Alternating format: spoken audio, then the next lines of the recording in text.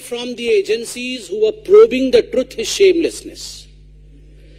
आप सभी जानते हैं कि ईडी समन कोई रैंडमली नहीं भेजती है कि आपके घर समन भेज दिया, उनके घर समन भेज दिया।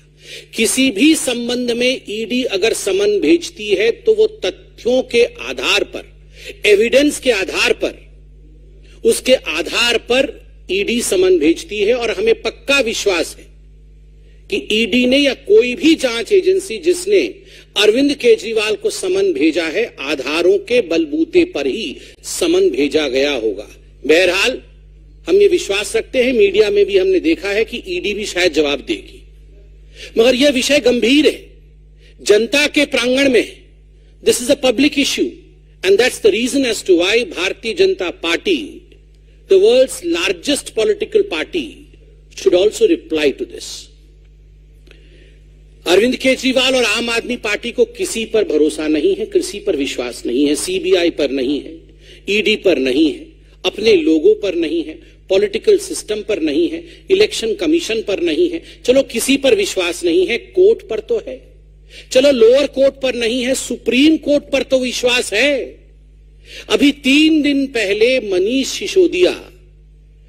सिसोदिया के बेल पिटीशन को रिजेक्ट करते हुए सुप्रीम कोर्ट ने जिस प्रकार की टिप्पणी का प्रयोग अरविंद केजरीवाल के मंत्री के खिलाफ, पूर्व मंत्री के खिलाफ किया है, एक तरह से सुप्रीम कोर्ट ने सिद्ध किया है कि लगभग 338 करोड़ रुपया का मनी ट्रेल तो स्थापित होता है। ये जो लिकर स्कैम है, जो शराब घोटाला है, ये शराब घोटाला कोई 400-500 करोड़ का नहीं है, ये कई हजार करोड़ों का घोटाला है। परत दर परत खुलासा हो रहा है। मगर सुप्रीम कोर्ट में जब यह कहा जाता है कि लगभग 338 करोड़ रुपया का ट्रेल स्थापित होता है, तो आप सोचिए, जब टिप ऑफ द आइसबर्ग, जिसको अंग्रेजी में कहते हैं, एक छोटा सा हिस्सा ही इतना बड़ा है, तो पूरा ये लिकर स्कैम कितना बड़ा होगा। और इसमें अरविंद केजरीवाल जी की जांच होनी चाहिए या नहीं होनी चाहिए, ये आप डिसाइड करिए। आप मतलब जनता डिसाइड करिए। मुझे तो आश्चर्य लगता है, ये वही अरविंद केजरीवाल है, बगल में फाइल दबा करके ये रोज 4 बजे, जब राजनीतिक पार्टी नहीं थी तो प्रेस कॉन्फ्रेंस करते थे, आप ही लोग बैठे होते थे और प्रेस कॉन्फ्रेंस में कहते थे, आज मैं शीला दीक्षित के खिलाफ खुलासा करूंगा, आज मैं रॉबर्ट वाड्रा के खिलाफ खुलासा करूंगा, आज मैं सोनिया जी के खिलाफ खुलासा करूंगा, आज मैं लालू प्रसाद यादव के खिलाफ खुलासा करूंगा, मेरे पास ठोस सबूत हैं। और जब 5 बजे इनकी प्रेस कॉन्फ्रेंस खत्म होती थी तो अरविंद केजरीवाल कहते थे, खुला दरवाजा है मेरा, खुला दरबार है मेरा, मैं चैलेंज करता हूं लालू प्रसाद यादव से, मैं चैलेंज करता हूं रॉबर्ट वाड्रा से कि वो आए, मेरे प्रश्नों का उत्तर दे, तभी मैं इन्हें क्लीन चिट दूंगा। ये अलग बात है, अभी गलबैये कर रहे हैं इनके साथ घमंडिया अलायंस बनाया हुआ है। मगर ये सारी चीजें अरविंद केजरीवाल जी के खुद के स्टेटमेंट है। वाह अरविंद केजरीवाल जी, आप चंद कागजों पर सवाल लिख के लाते थे, उन सवालों के जवाब आप उस समय विपक्ष के और सत्ता की नेताओं से मांगते थे, वो तो ठीक था। आज देश की संवैधानिक जांच एजेंसी आपको सवाल के कटघरे में जब खड़ा कर रही है तो आप भाग गए, आप प्रस्तुत नहीं होना चाहते। आपने अपने चिट्ठी में क्या लिखा है, चिट्ठी भी लेकर आया हूं, आपने अपने चिट्ठी में लिखा है, मुझे किस हैसियत से बुलाया गया है, एक इंडिविजुअल के हैसियत से, या official capacity as chief minister of Delhi, या नेशनल कन्वीनर ऑफ आम आदमी पार्टी, मुझे किस हैसियत से बुलाया गया है। अरे अरविंद केजरीवाल जी, ये जितने गागर बंद है ना अभी जेल के अंदर, चाहे वो मनीष सिसोदिया जी हो, चाहे वो संजय सिंह जी हो, चाहे वो सत्येंद्र जैन जी हो, ये सारे गागरों के सागर आप हैं। तो करप्शन के सागर के हैसियत से बुलाया गया है। आप जो जानना चाहते हैं कि किस हैसियत से आपको बुलाया गया है, as the ocean of corruption, as the source of corruption, from where corruption emerges in Delhi, जहां से करप्शन जन्म लेती है उसके बाद मनीष सिसोदिया जी तक पहुंचती है, जहां से उद्भव होता है करप्शन का और उसके बाद वो पहुंचती है सत्येंद्र जैन के पास, जहां से करप्शन आरंभ होता है और उसके बाद वो पहुंचती है संजय सिंह के द्वारे, उस सोर्स के रूप में आपको बुलाया गया है एज दैट सागर, गागरों के सागर के रूप में आपको बुलाया गया है। और ये क्या वीआईपी सिंड्रोम है? मुझे क्यों बुलाया गया है? क्यों? आप क्या कानून से बड़े हैं? आप दिल्ली के सीएम हैं? क्या आप भगवान हैं? वैसे तो अब आपने कोई कोर कसर नहीं छोड़ी थी अपने आप को श्री कृष्ण इत्यादि बताने में, मगर क्या आप भगवान हैं जो आपको कोई एजेंसी नहीं बुला सकती है?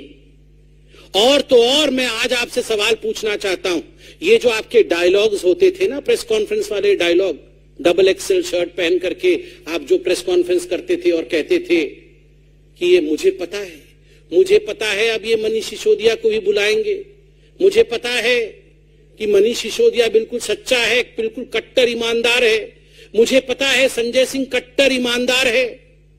अरे आपको तो पता था कि ये सारे कट्टर ईमानदार थे, मगर इनमें से किसी को अभी तक बेल क्यों नहीं मिल रही है? 10 महीने हो गए अरविंद जी, 10 महीने हो गए मनीष सिसोदिया जेल की सलाखों के पीछे बंद है।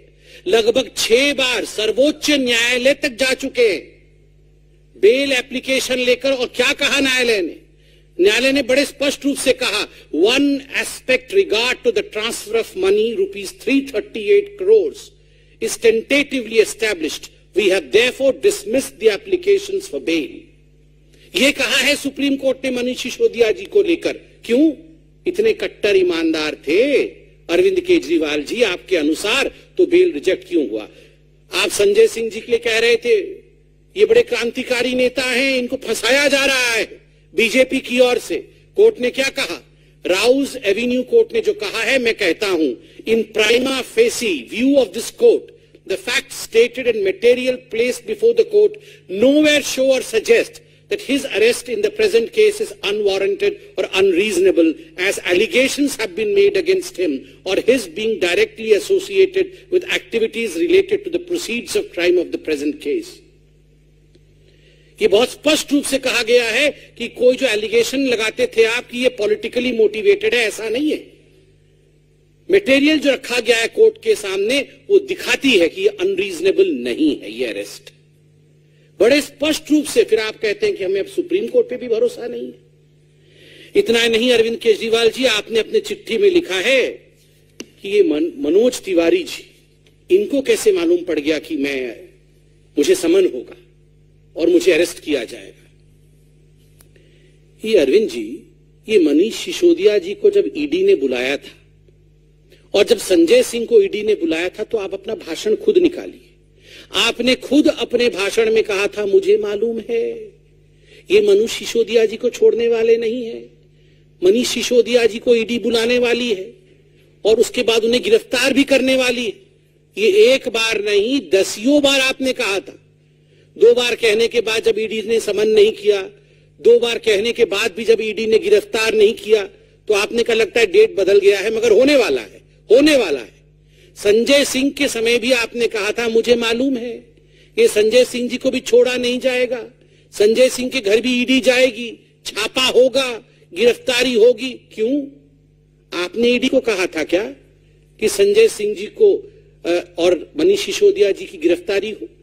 आपने जो लॉजिक दिया है कि मनोज तिवारी जी के कहने पर ईडी ने ऐसा काम किया है, ठीक उसी लॉजिक से अगर हम सवाल पूछ दें कि जब आप कह रहे थे कि मनीष सिसोदिया की गिरफ्तारी होगी, तो क्या आपने ईडी को कहा था जाओ जरा मनीष सिसोदिया को गिरफ्तार करो? वैसे हो भी सकता है। मैं कोर्ट का कुछ स्टेटमेंट लेके आया हूं, सुप्रीम कोर्ट का। परसों जब रिजेक्ट हुआ मनीष सिसोदिया जी का बेल, तो सुप्रीम कोर्ट ने एक बहुत महत्वपूर्ण बात कही।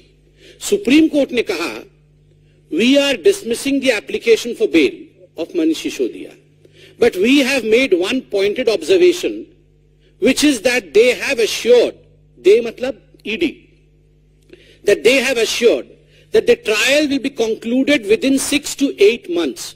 So within 3 months, if the trial proceeds sloppily or slowly, he will be entitled to file an application for bail.